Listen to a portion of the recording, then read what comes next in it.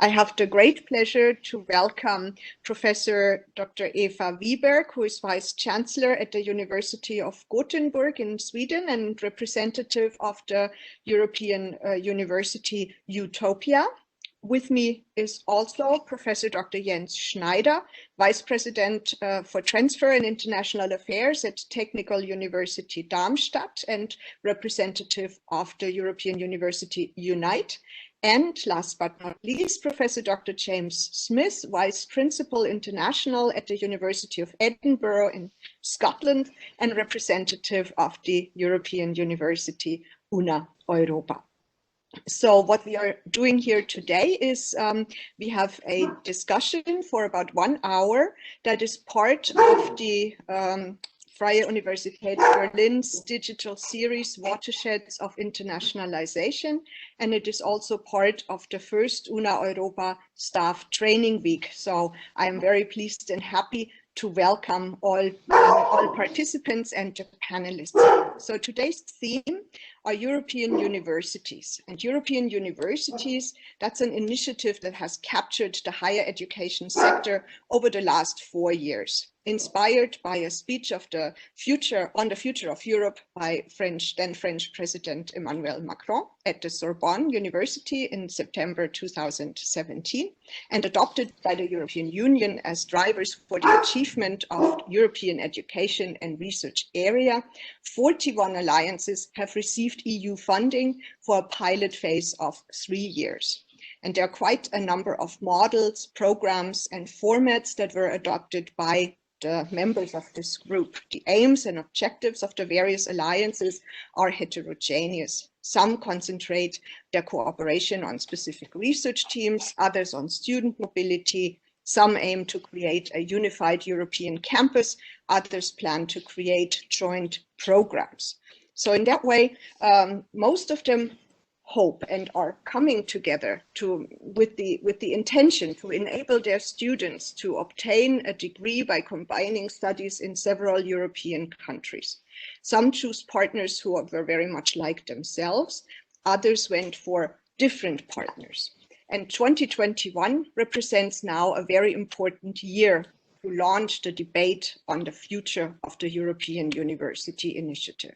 The Portuguese presidency of the European Union plans to launch Council conclusions on this topic in May, which will feed into the European Commission's recommendations. So here today in our panel, we have invited representatives of the 3 networks Europa, Utopia, and Unite to discuss the different paths these networks are currently going.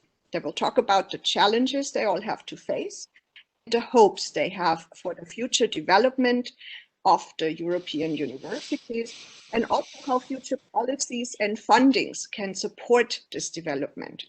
And now we will start. Each panelist will get a time slot of about 3 to 4 minutes to give a first introductory statement about their European university, and maybe also talk about what were the biggest positive aspects of your network, what strategies and instruments of cooperation have been successful, and what is the particularity of your specific network. And I would like to start with Eva Wiberg, ladies first. So Eva, okay, please. Yeah. You hear me? Yes? It's all good. It's all good, yes. Okay.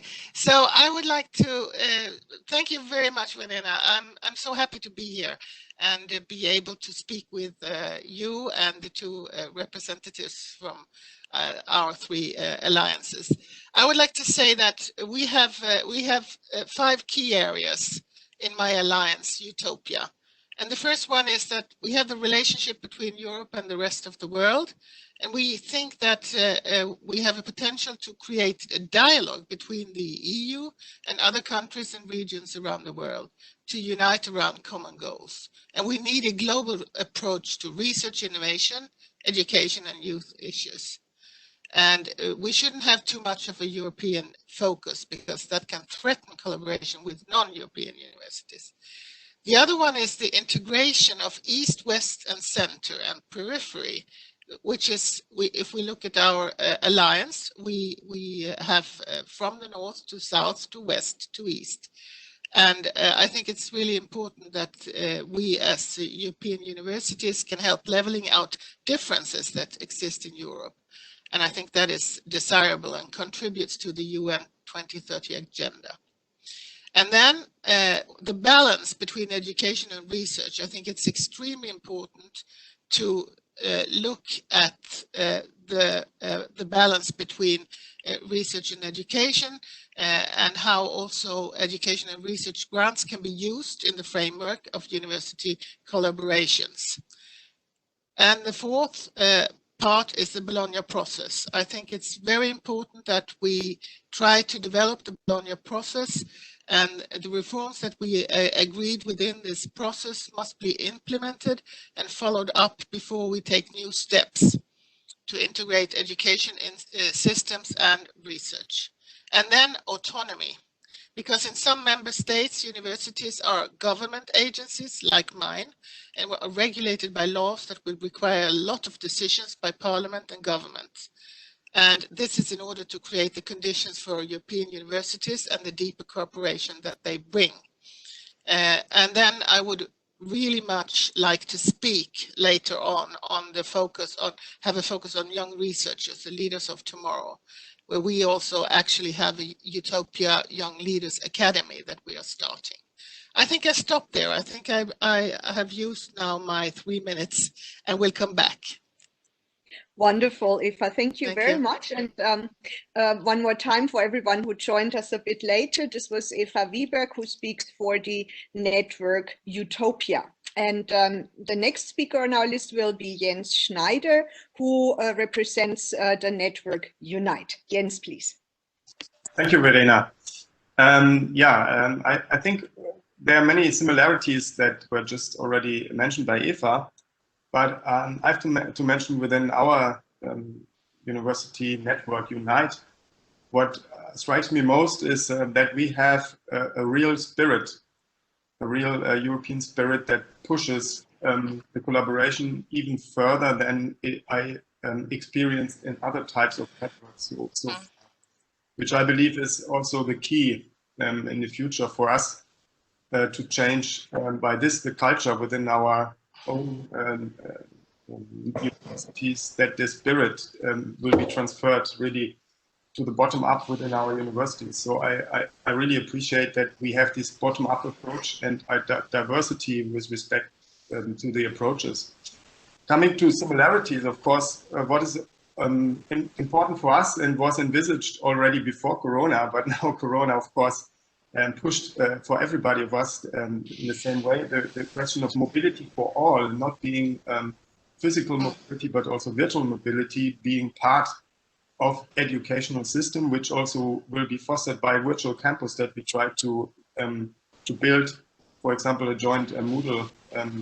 We just working on the joint Moodle system of our network. This is strongly linked to teaching and learning at academy, where also the new types of education can be fostered in the collaboration, because this is very important, the teaching aspect. And this also refers to doctoral schools that we develop within the Unite context, that have common research agendas like energy, like artificial intelligence, and aspects of robotics, for example, where we can directly already use the network now to build such doctoral schools. And finally, and this relates maybe a little bit to the typicality that you asked, what is typical for our network. Of course, we are a very technically oriented network because we are mostly formed by technical universities or have a very strong technical link.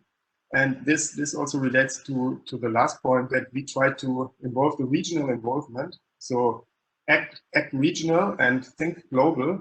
And I fully support Eva's words that she said we are not striking for Europe first, but we are striking for having the diversity and acting really in a regional innovation network, for example, because all of our universities are in relatively strong innovational regions. and try to be attractive also for the future, because the future is education and having the best background. So that's all from my side. Wonderful, thank you very much, Jens.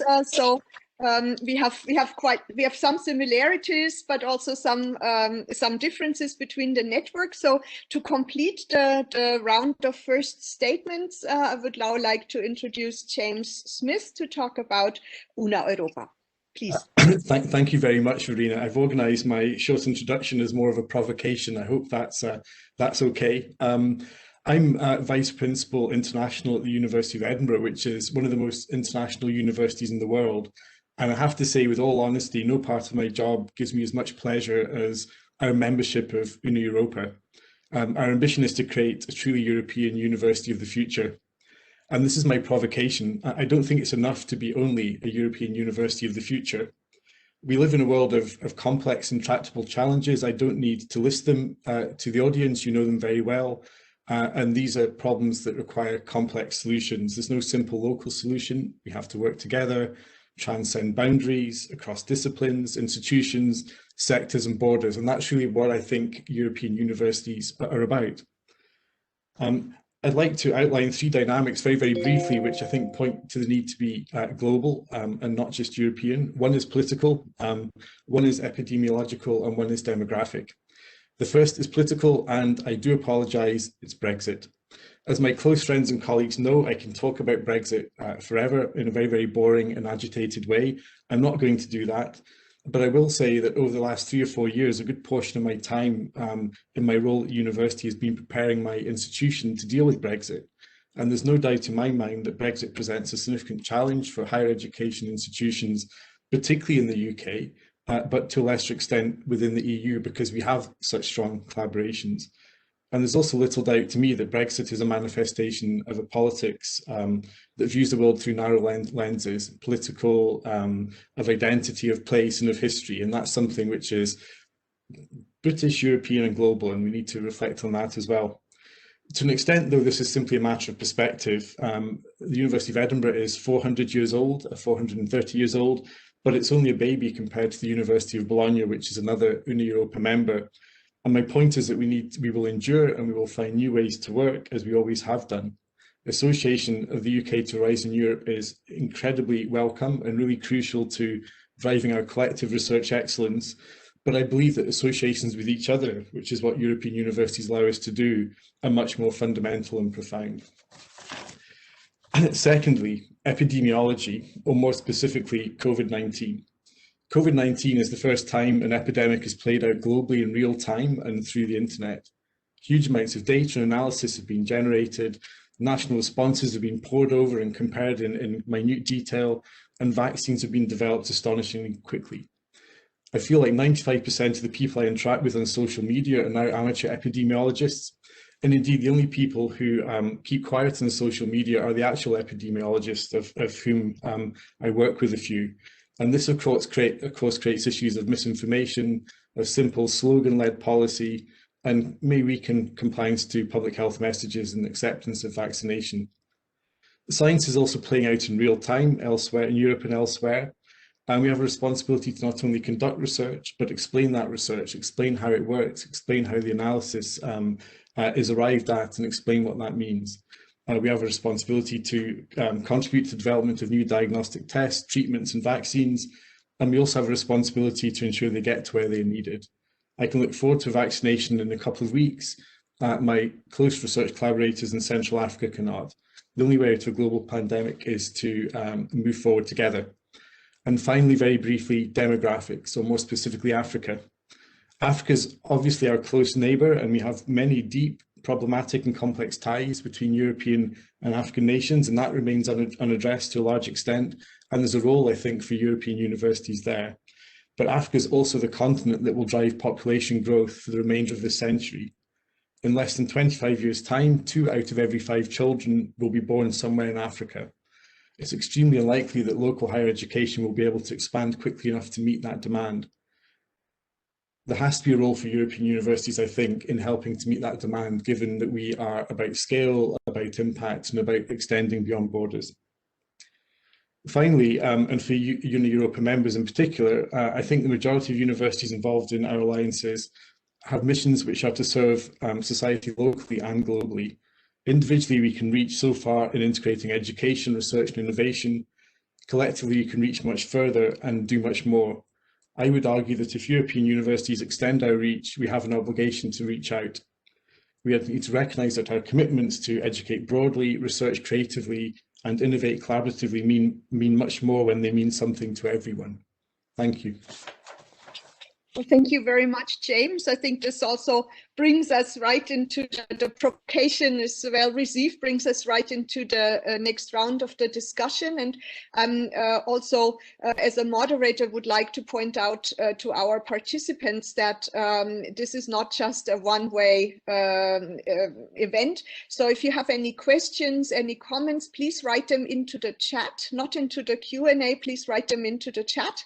And then we will also pick up on those. So as a moderator, I will go through the chat and try to filter, bring questions to our panelists. And we have 333 participants right now, so I'm quite excited and I'm looking forward to questions coming through the chat. But while we are waiting for questions, let me start with one.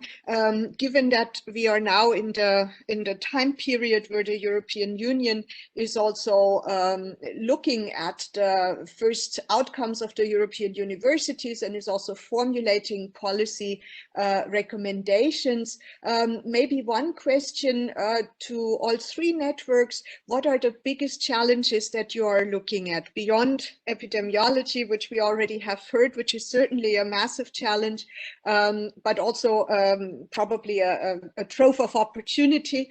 So what are the biggest challenges that you're looking at, and what is also what you're hoping for European policies to help the alliances to overcome these challenges? And let's go one more round the way we did it first. So let's start with Eva, Jens and James, and then afterwards I try to mix a little bit. So Eva, please. Yes, I'm just unmuting myself here. No, I think that, well, there are many challenges and they have been said by all three, I think. And I can just echo what James said about the relationship between Europe and the rest of the world. And I think that the pandemic has shown this very clearly, that we need to reach out, and it's not we helping the rest of the world, but we can learn a lot from the others. We shouldn't actually be seeing ourselves as, yes, we are highly ranked, but that's not the most important thing. And also, I think that the challenge between having a good balance between education and research, this started out as an Erasmus initiative, but as I said, the research part is extremely important here, and I would really like Horizon to step up here, and that the Commission actually sees that we are not only research institutes, but we are not education institutes. We are both. So I think also we must try to reform also the Bologna process. It's beyond the money that we have received now. So the big challenge is to endure and actually think beyond 2030. I think wonderful. Thank you very much, Eva. And Jens, what would be the big challenge, the biggest challenge, or the biggest challenges that you perceive from the perspective of Unite? Yeah, I can really support what Eva already said. I think this integration of education and research, and now fortunately we have this Horizon 2020 call where also the research agendas are getting aligned. And this is extremely important because also the beneficial aspects for all of our researchers within the institution are very important to motivate in that respect, so that the spirit that I talked about before is fully supported and followed up with success, and also from support from financial side. Because of course, for the beginning, I think it's good to have a pilot and to start, but if you think the whole idea fully for the future, of course, the funding and especially also the cross funding from the national institutions is important for us. So that's the second aspect. And I also see an internal aspect, which is the communication about the universities within our institution, because we are speeding up so fast and we're doing so many things. We to make sure that we get the bottom-up approach as well. So, for example, the student involvement, which we try to foster even more now within the last half year, and the involvement of administration in the whole project, from my point of view, is extremely important, so that it doesn't decouple from everyday's life in our institutions. So these I think is a challenge for us, that we also get the bottom-up approach. And finally, I would like to stress that I think the autonomy of our different networks is also an important issue, because I see also a certain threat that super national administration issues could evolve. And I think I very much appreciate that this is still a bottom-up approach, and we try from our views and there's no top-down. Yeah, thank you very much. There were quite some points here that we can also talk about more later. But first, let's see what James Smith has to say about the biggest challenges he presented. I think like colleagues, I think resourcing is really important. And I would take that in two dimensions, one of which is funding and another of which is time. But if I think about funding, you know, I think we have to recognise that certainly within Europa, but I think more broadly amongst European universities, we're all engaged with research-led teaching or experience-led teaching, and that fundamentally blurs the boundaries between research and innovation and teaching and learning. And we need, I think, to arrive at a position where the funding packages available to support our activity recognise that, so we can blur those boundaries, pull those activities together, which is what universities do, and then hopefully access funding which allows us to think of European universities in that complex totality. The second issue, and perhaps the more immediate issue, I think, is time. It's time colleagues within our individual universities have to engage. I think academics and professional services staff in universities tend to be ideas rich but time poor, and certainly the pandemic has made that much worse. We're all working hard to deliver more online teaching, to provide student support in more creative ways, and that's really an issue. What we need to make the alliances really work and really sing is to have time to think, time to reflect, and time to build the connections from the European university infrastructure more deeply into and across our individual universities. I think in the case of Europa, we're all very large universities. Some of our universities have approaching 6 figures of students. Some of our universities have 15,000 staff. That's a big challenge. But if we can make that work, if we can find ways to create pockets of time for people to truly engage and be creative and collaborate, then we can do something really transformational. And it may well be that the issue of time is related to one of funding, and funding which allows people to buy time in the way that grants do or can, I think, can make a really big difference. Thank you.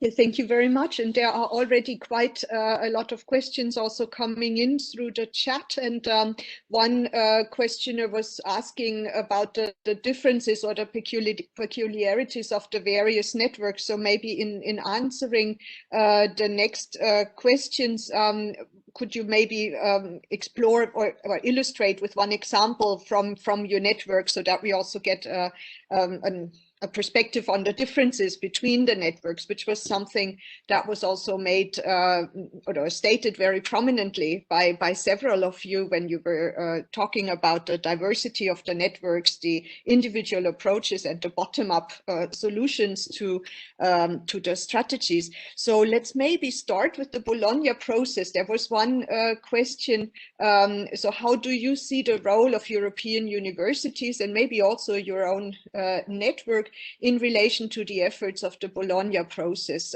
Eva had talked about we have to move forward the Bologna process, we have to reform the Bologna process. So what are your networks doing in enhancing, moving the Bologna process to the next step, and in enabling cooperation and exchange beyond individual networks? So maybe, I don't know who would like to start. Let's start with Eva, because she pointed out this issue, and let's move forward. Well, I think it's when we started the Bologna process, it was a revolution, you could say, and this actually was education for all. People should be, students should be able, and staff should be able to move freely within our member states and also beyond the member states. But we must remember, and I think I said that all the member states are regulated by laws, and I think that we still don't have a unifying model for how to move around our students, also in a digital way, and also when it comes to research. It comes back to the fact that we learn a lot from the pandemic, but we also learn a lot from Horizon. So only if we look upon the education part and the research part and don't see that as two separate systems, we can come forward.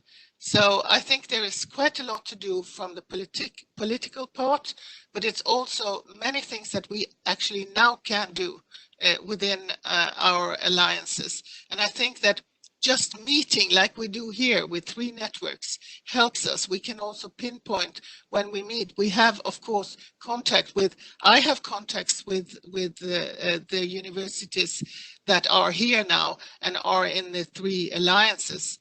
And there are many things that we can do just by meeting and trying to find out how can we help our governments and how can we help the Commission to open up and also look into the difficulties that we have right now in the regulation, I think. So, as I said, I'm a government institution. We are regulated by the government issues there.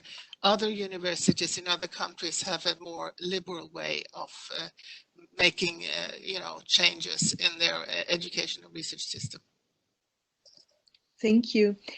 Anyone else on the panel would like to comment on the Bologna process?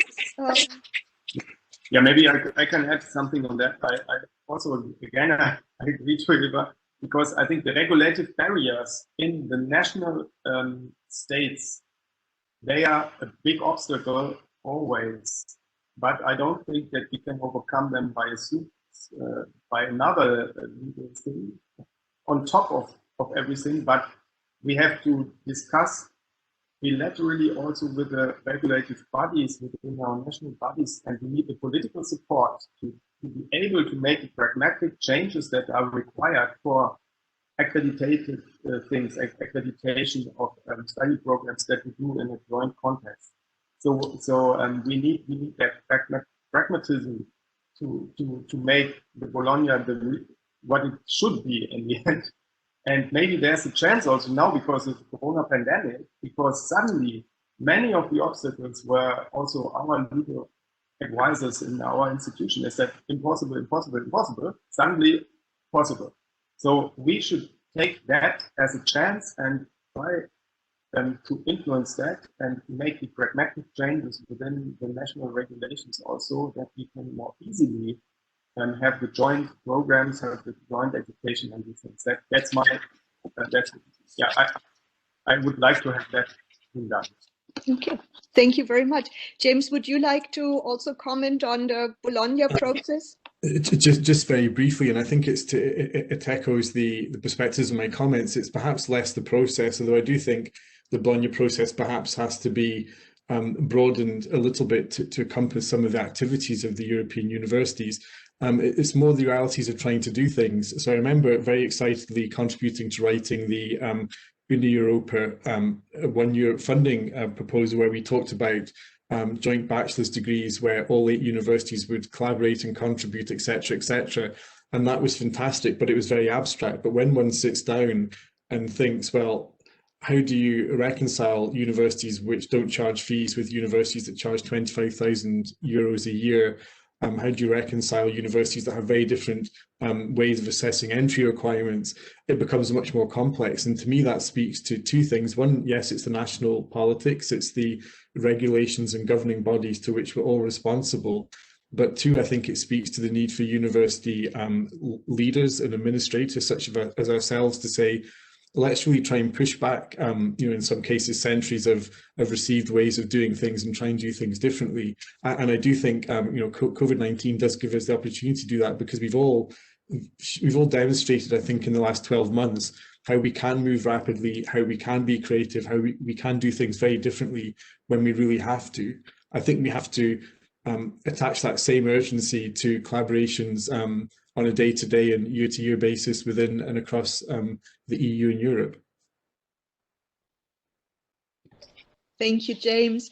I would like to move on to a different topic that has come up in all three of your presentations, and also then in the answers about Bologna as well, and that is the unity of research and teaching. That was something that was brought up by all three of you in one way or the other, from talking about moving forward, transcend disciplines, involve students,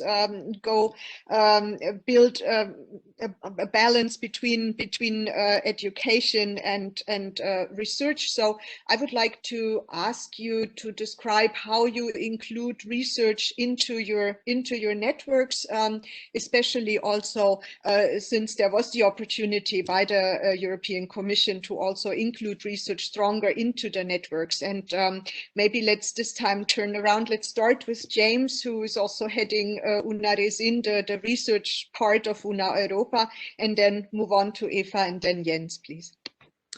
Thanks, Verena. I guess for me, it's about thinking about the totality of everybody who is within a university and blurring those boundaries too. And I think if we focus on early career researchers, which can include PhD, doctoral students, postdoctoral scholars, they often perhaps don't feel part of this conversation because they don't fit strictly into teaching and learning, and perhaps much of what Horizon Europe offers is for later in their career.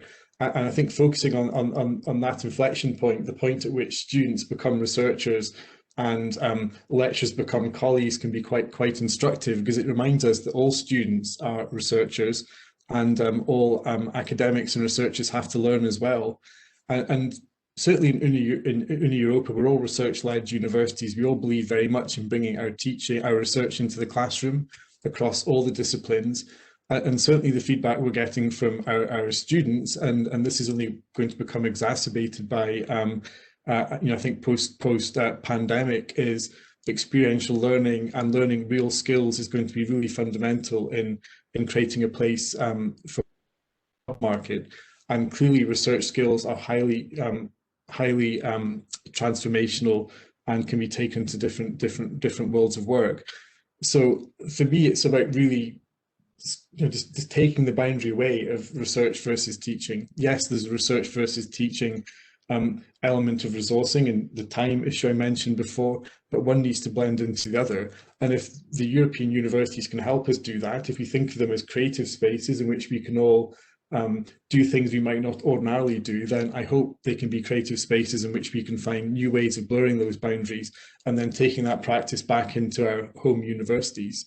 And for me, the alliances are not just the alliance, they're what the alliances bring to the university's traditional ways of doing things. So I hope that kind of answers the question. Yeah, thank you. Eva, would you like to add on to this? Unmute myself, otherwise it echoes. Now, I think that Utopia has been working quite a lot when it comes to research, and we are focusing on the career development of the younger generations, and it's built on two main pillars, you could say. One, Young Leaders Academy initiative, and then also the development of joint doctoral and postdoctoral programs. And we have this Utopia Young Leaders Academy, which aims at creating a network of high potential early to mid-career researchers, which all come from Utopia partner universities.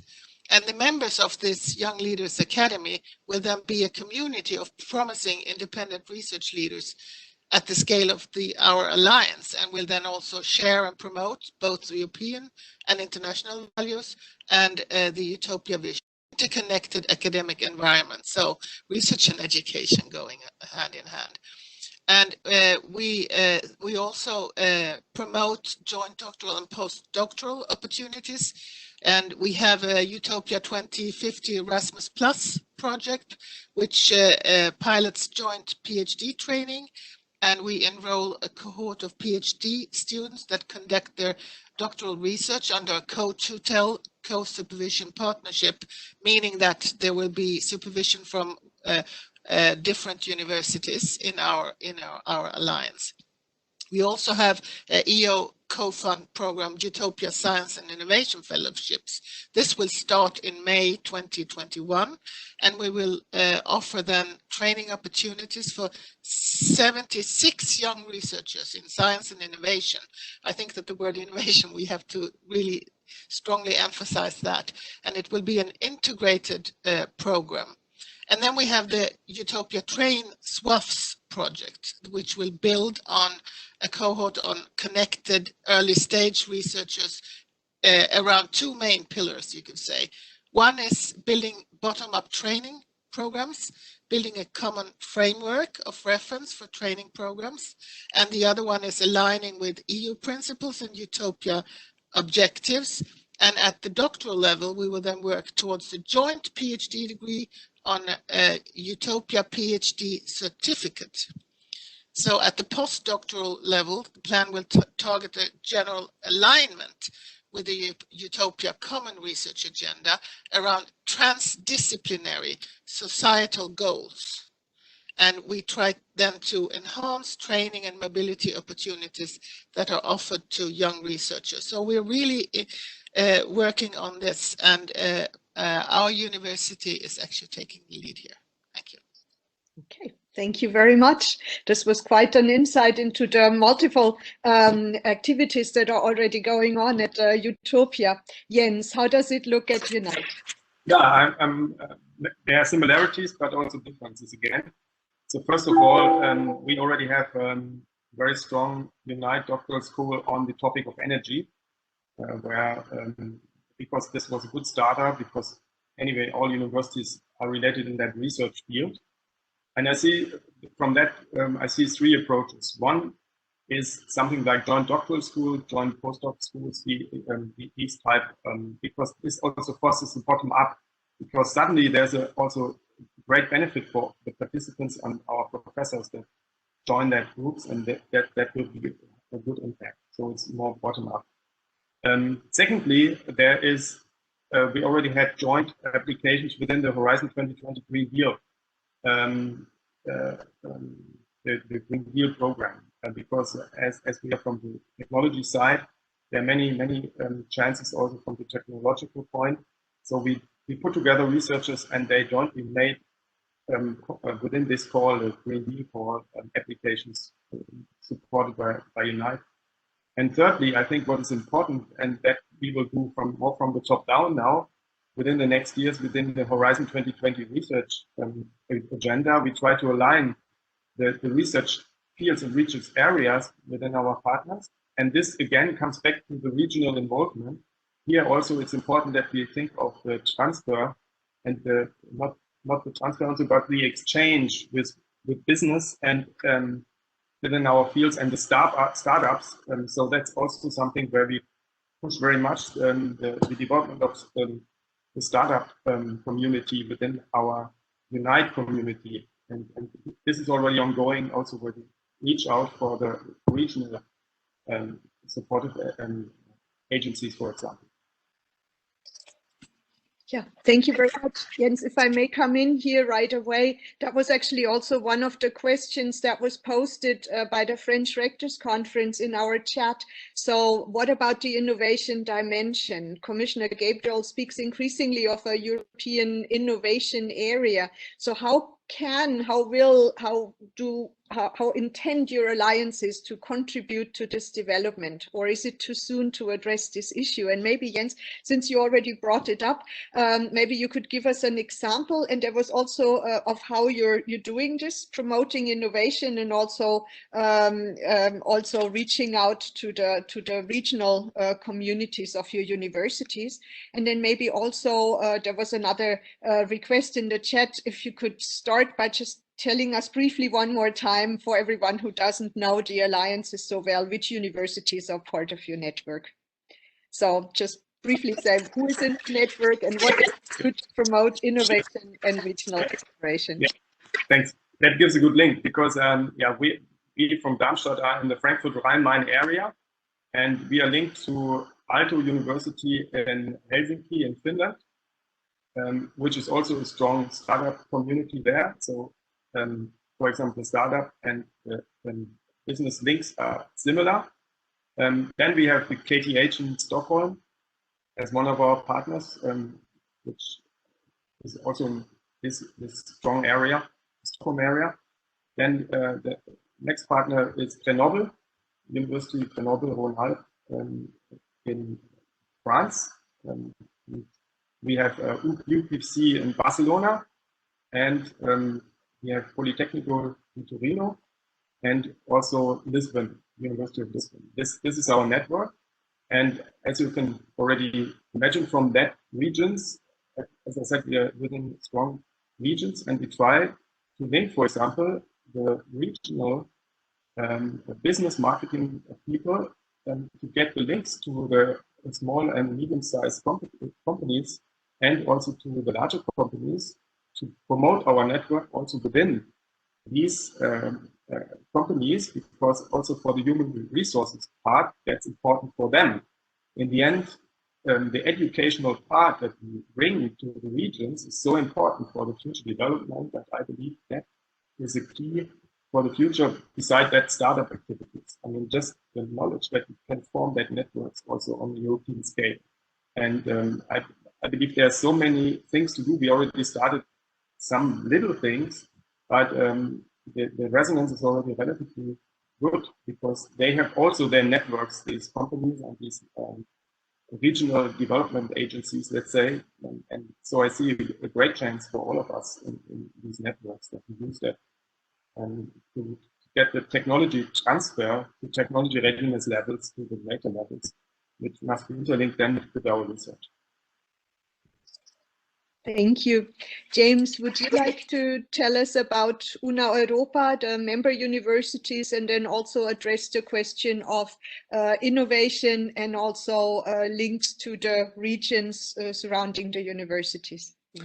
Thanks, Verena. So we have 8 members in our alliance from all 4 corners of Europe. Obviously, Freie University Berlin, University of Bologna, Helsinki University, Jagiellonian University of Krakow, KU Leuven, Complutense de Madrid, and Paris 1 and Edinburgh. So a real mix. I think it's early days, I think, to really understand and explore how Una Europa can build on the innovation which has taken place. I think one of the strengths of our particular alliances is that all the universities are very deeply embedded in their cities and the innovation hinterlands in which they exist, and there's some large projects going on already in some of the universities.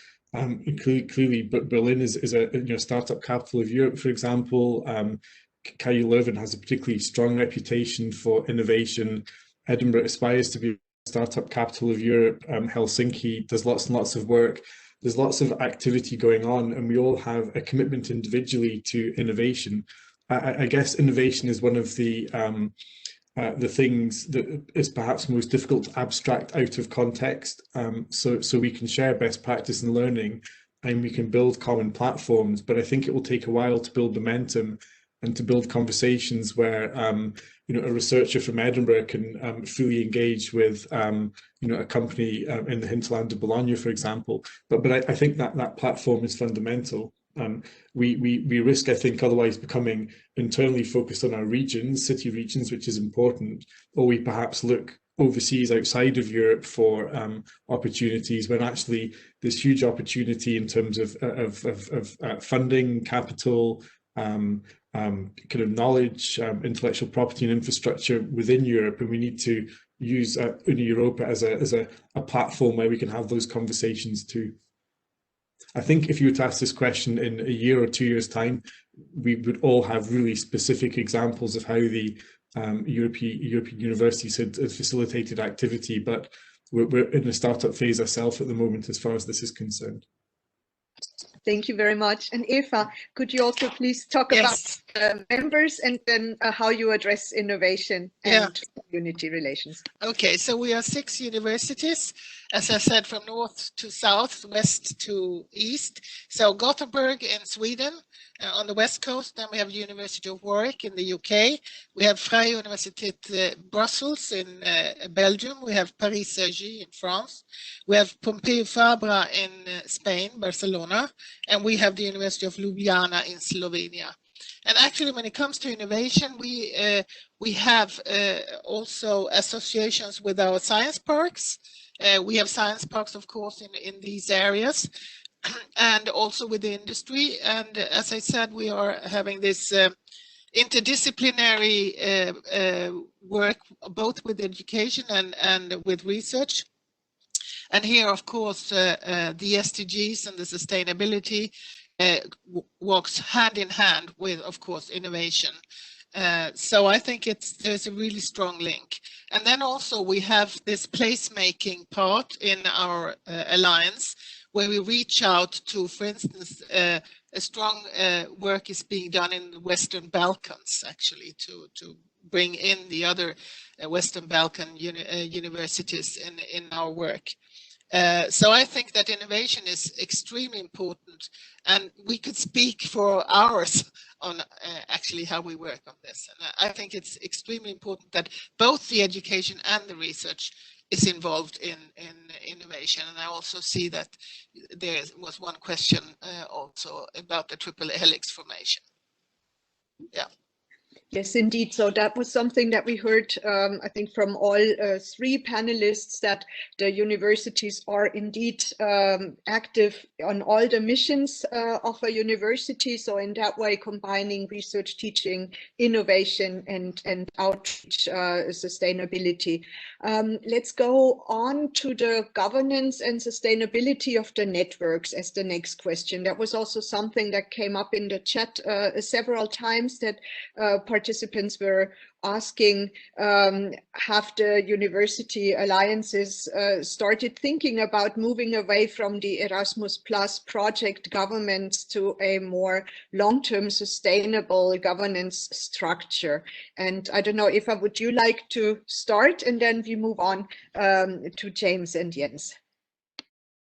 Well, actually, when we started discussing the Utopia project, that was we thought that even if we don't get any funding, we would have done it. It would have taken longer time, but we are already in other alliances and we know how to cope with alliances.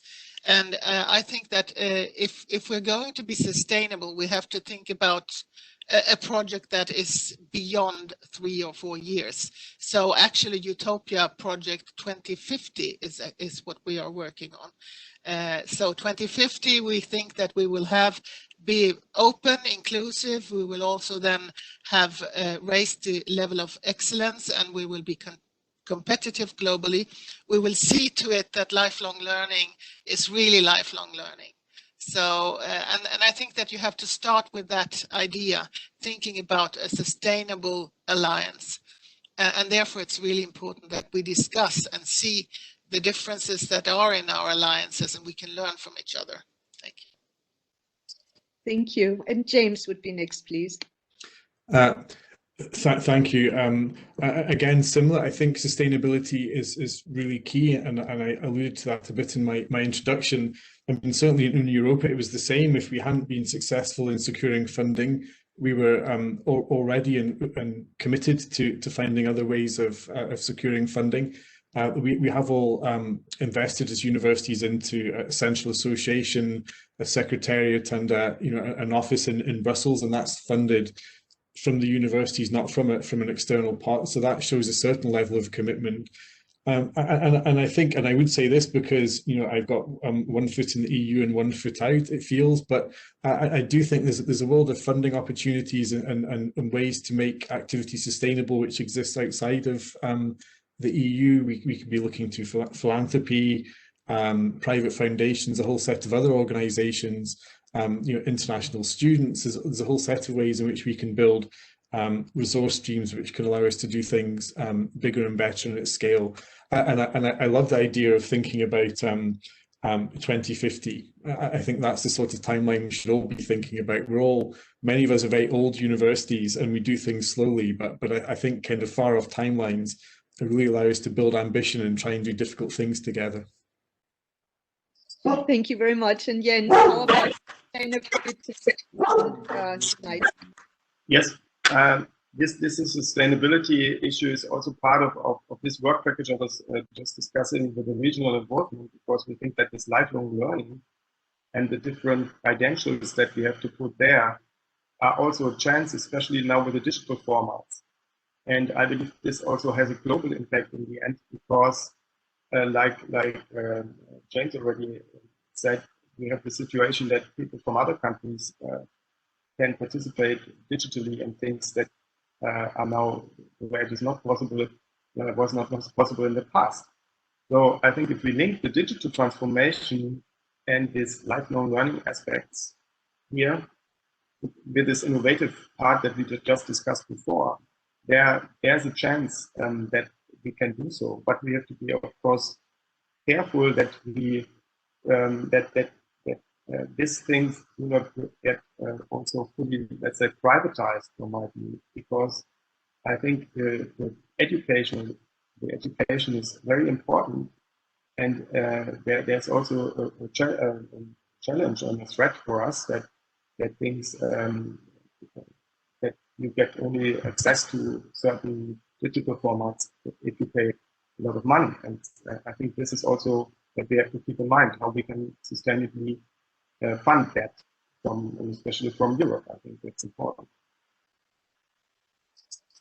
Thank you very much.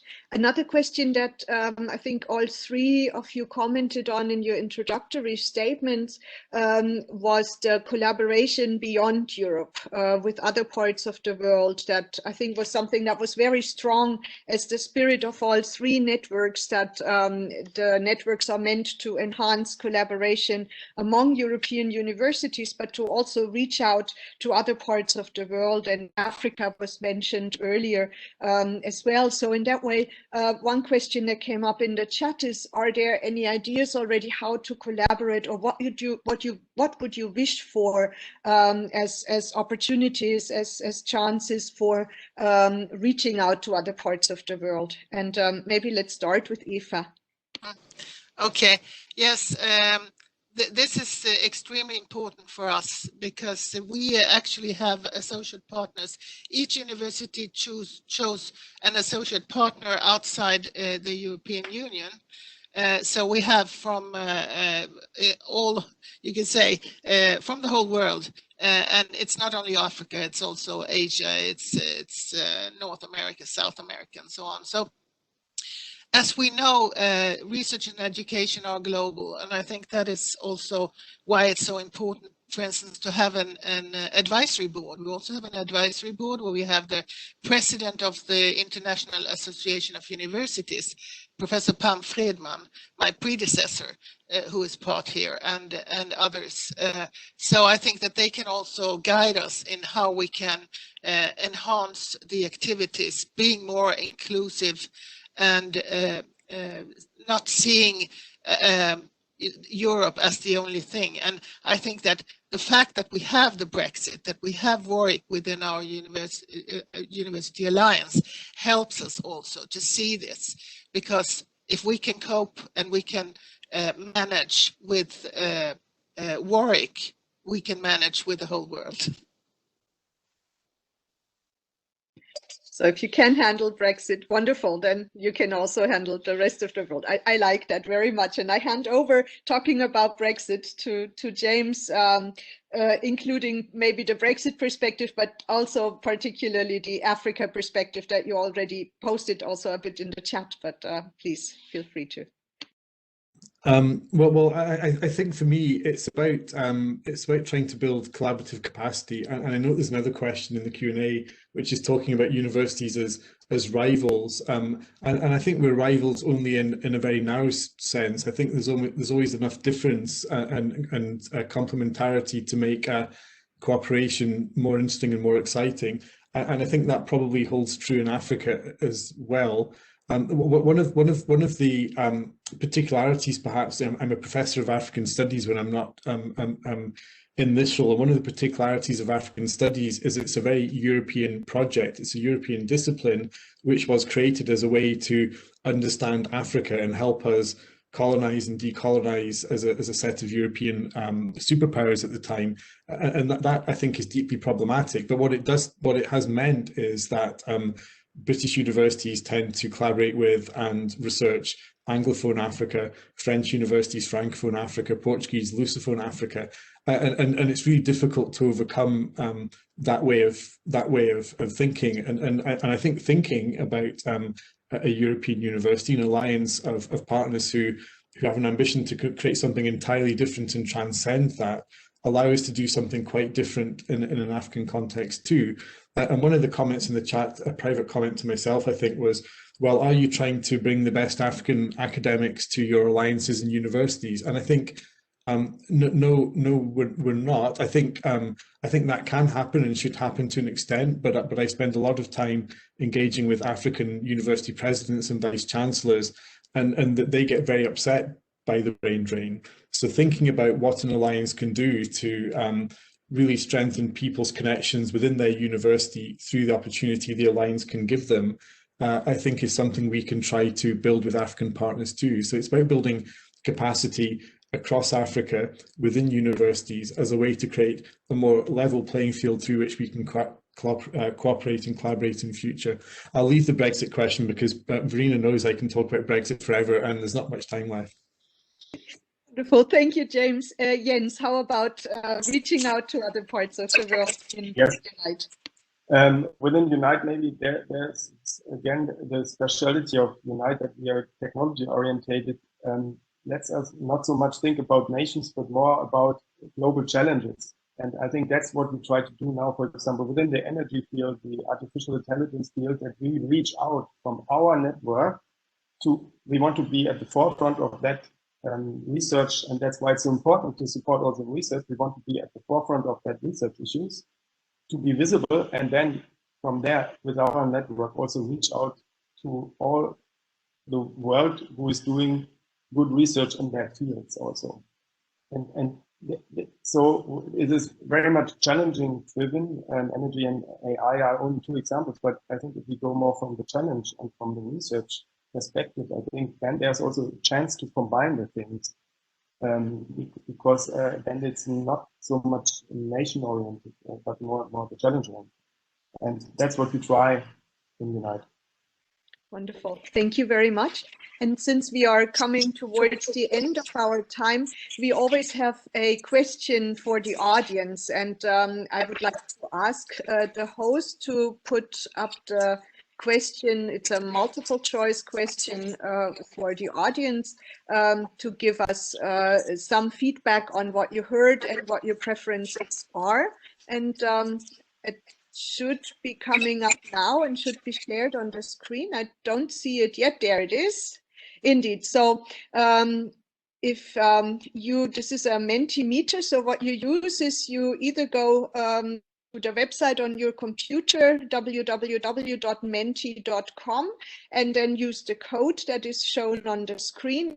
you have three choices for our question that we would like to pose to you. Which will be the most disruptive transformation that European universities will bring in the years to come? And it will be either contributing to sustainable development goals, it would be strong communities of students, academics, and professionals, or competitive higher education institutions in Europe on the world stage. And while we are waiting for the outcome to come, I would also like to introduce the final round of statements in this 1 hour session. So in that way, I would like to ask our panelists one more time to give a final statement on issues that maybe haven't been covered, or that you would like to strengthen one more time in this discussion.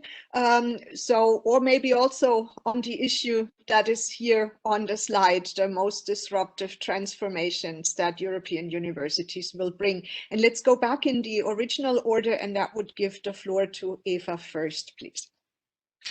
Well, I think that we need more of these discussions between our alliances and also with the wider participation of researchers, students, the people in our countries. So I look forward to more discussions, and especially to have more links with alliances that are present here together with me from Utopia. So I think I've learned a lot, and I also understand that when you speak too much about research, some people want to have more about education and vice versa. It's not either, it's both, and innovation and sustainability. Thank you. Wonderful. Thank you for letting me be with you. Thank you for being here, Eva. Thank you very much. Jens, what would be your last statement in this round? Yeah, I fully support what Eva said again. I believe the discussion, the bottom-up discussion, not only amongst us, but also amongst the participants of the different networks is very important. And then try to align the ideas that we discussed in a way, what can be used where, so that we don't have just one blueprint and then everything is rolled out, but specifically for the different networks, work on that diversity also and see what can be taken where. I think also for me it was a great pleasure to get new ideas just from that 1 hour discussion. I don't know, 6 or 10 new ideas, and I would appreciate if we can follow up on something like this. Hopefully in a real format also one time, but also this format is good. Wonderful. Thank you very much. And James, your final statement for this round, please. Thank you. I find myself drawn to the three questions, and I think that they're difficult questions to answer because they're so interconnected in a way. If we are going to contribute to sustainable development goals in a meaningful way, then European universities have to be competitive on the world stage, and that's perhaps something we haven't talked about a lot, but clearly the strongest universities have a certain sense of scale and comprehensiveness, and European universities give all European universities individually the chance to be part of a platform to develop that.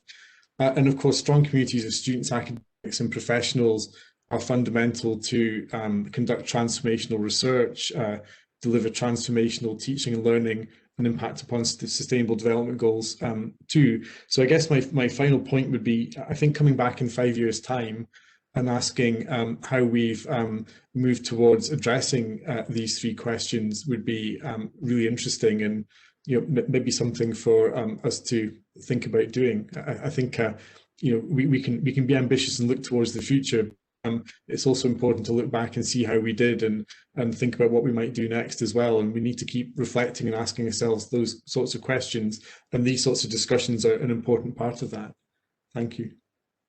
Thank you so much. And I would also, as a moderator, like to join you in thanking you for this great debate. I think we had a very inspiring hour of discussion. We covered a lot of aspects, and I think indeed we saw that it was all, or that it is all interconnected. And I think the majority of our participants here in the session have voted on building strong communities will be the biggest and most productive disruption that that European universities will bring. And I would like to pick up on something that was said both by Jens and also by James in the introductory statement. For me, as Vice President International, working on Europa is always fun. There is a great dynamic, there is a big spirit. You have the most creative minds of all member universities who come together and are excited and come up with new ideas. And I think this is something we should really preserve in Europe, to move Europe forward and to make our universities stronger, both inside, internally, and on the European level. So thank you so much for coming. I really hope we can repeat this debate, and definitely in the setting that we are having here today.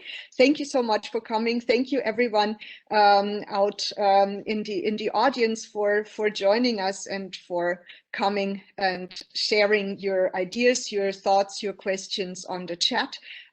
So I wish everyone who's participating in the Europa Staff Week still 2.5 more productive days to come. And I'm looking forward to more discussions in the future. Thank you.